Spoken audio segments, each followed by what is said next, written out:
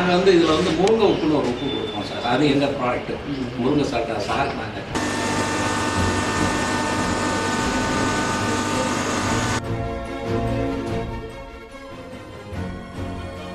சரி. எனக்கு ஹரிஹரன் ஐயா இருக்கும்போது கேஸ் அவார்டு ஒரு 10,000 ரூபா வாங்கினேன் சார்.